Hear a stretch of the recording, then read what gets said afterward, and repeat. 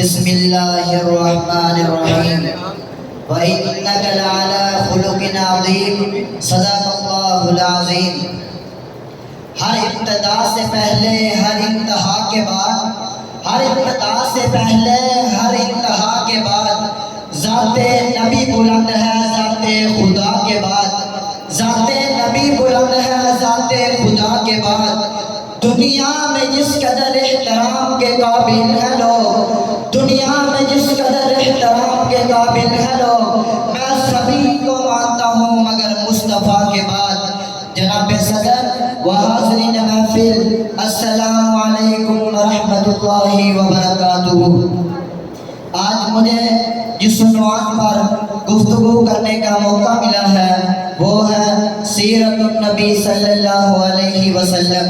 جناب صدر، پیغمبر علیہ السلام کی سیرت کا موضوع اس قدر وسیع ہے کہ اس کا حق بیان کرنا ممکن ہی نہیں۔ اگر پوری دنیا کے پانیوں کو سیاہیوں میں بدل دیا جائے، دنیا کے درختوں کو قلم بنا دیا جائے تو سمندروں کی سیاہی تو ختم ہو سکتی ہے، روح زمین پہ اشجار کا خاتمہ تو ہو سکتا ہے، سیرت نگاروں کی زندگیوں کا خاتمہ تو ہو سکتا ہے، مگر پیغمبر علیہ السلام کے اخلاق و سنا کے واقعات کو شمار کرنا ممکن ہی نہیں، کیونکہ وہ ہستی ہی اس قدر عظیم ہے کہ زمین و آسمان کی وسعت کا اندازہ تو لگایا جا سکتا ہے، مگر پیغمبر علیہ السلام کے اخلاق حسینہ کو واقعات کو بیان کرنا ممکن ہی نہیں۔ بقول صدیقہ کائنات جب پوچھنے والے نے پوچھا کہ اماں جان حضور صلی اللہ علیہ وسلم کا اخلاق کیسا تھا،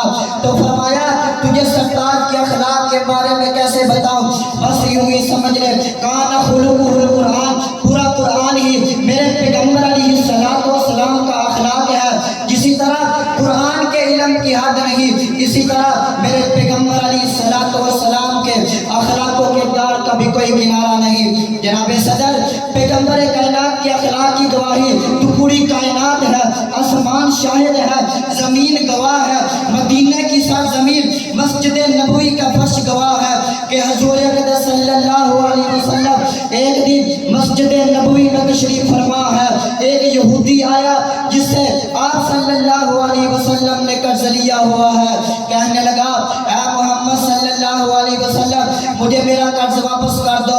کائنات کے امام نے کہا کہ میں تمہیں ضرور قرض واپس کروں گا، مگر ابھی اس کی واپسی میں 3 دن باقی ہے۔ کہنے لگا مجھے معلوم ہے کہ میرے طے شدہ ایام میں 3 دن باقی ہے، مگر مجھے ابھی میری رقم چاہیے۔ امام المرسلین صلی اللہ علیہ وسلم نے کہا ابھی میرے پاس نہیں ہے، تم چلے جاؤ میں انتظام کر دوں گا، مگر وہ بضد رہا، کہنے لگا کہ مجھے ابھی میری رقم چاہیے۔ کائنات کے امام نے کہا تم چلے جاؤ میں انتظام کر دوں گا، کہنے لگا میں مسجد سے واپس نہیں جاؤں گا اور نہ ہی آپ کو جانے دوں گا۔ اس کا اتنا کہنا تھا کہ عمر رضی اللہ تعالیٰ عنہ تیش میں آئے، دیام سے تلوار نکالی، آگے بڑھے، کہنے لگے پیغمبر علیہ السلام مجھے اجازت دیجئے میں اس گستاخ کا سر کان سے جدا کر دوں گا، مگر ہاتھ دیے تو عالم نے کہا عمر رک جاؤ میں نے اس کا قرض دینا ہے۔ عمر رک گئے۔ کائنات کے امام نے کہا عمر اسے اتنی رقم دے دو اور کچھ زیادہ بھی دے دینا، تم نے اس کو ڈانٹا بھی تھا۔ عمر رضی اللہ تعالیٰ عنہ نے اس کو رقم دے دی اور وہ رقم لے کر گیا اور کچھ دیر بعد لوٹ آیا، کہنے لگا پیغمبر علیہ السلام مجھے معاف فرما دیجئے، یقیناً میرا مطالبہ غلط تھا، مگر میرا مقصد قرض کی واپسی نہیں بلکہ آپ صلی اللہ علیہ وسلم کے اخلاق کا امتحان تھا، اور میں اس نتیجے پر پہنچا ہوں کہ اتنے علیہ اخلاق کے حامل کوئی عام شخص نہیں بلکہ اللہ کا رسول ہو سکتا ہے۔ اے اللہ کے رسول صلی اللہ علیہ وسلم جلدی کیجئے مجھے کلمہ پڑھا دیجئے۔ کلمہ پڑھ کر مسلمان ہو گیا۔ حضور آئے تو سرے آفرینش پا گئی دنیا، حضور آئے تو سرے آفرینش پا گئی دنیا، اندھیروں سے نکل کر روشنی میں آ گئی دنیا، اندھیروں سے نکل کر روشنی میں آ گئی دنیا، بجھے چہروں سے زنگ اترا ستے چہروں پہ نور آیا، حضور آئے تو نور انسانیت کو جینے کا شعور آیا۔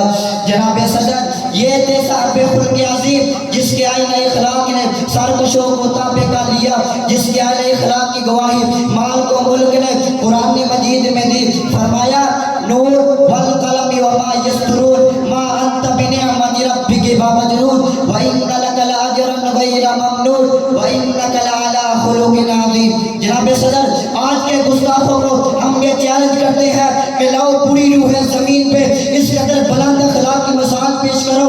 یقیناً نہیں کر سکتے. جناب صدر میرے پیغمبر علیہ السلام کے کیا کہنے جس کا جہاد قتال بے اخلاق سے خالی نہیں. دنیا میں ہے ایسا کوئی جنرل ایسا کوئی فاتح جس کی مثال امام المجاہدین ہے. تو 10,000 لشکر لے کر مکہ آئے. قوت کا یہ عالم کہ بغیر لڑے فتح پانے کے بعد پیغمبر علیہ السلام کے سامنے مجرم قطار در قطار سزا کے امیدوار ہے. مگر حادیت دو عالم کی زبان سے نکلنے والے الفاظ نے حرم کعبہ کے دوروں دیواروں کو حیرانی میں ڈال دیا کہ ایک طرف آپ کے چچا کا قاتل اور دوسری طرف آپ کی لخت جگر بیٹی کا قاتل ہے.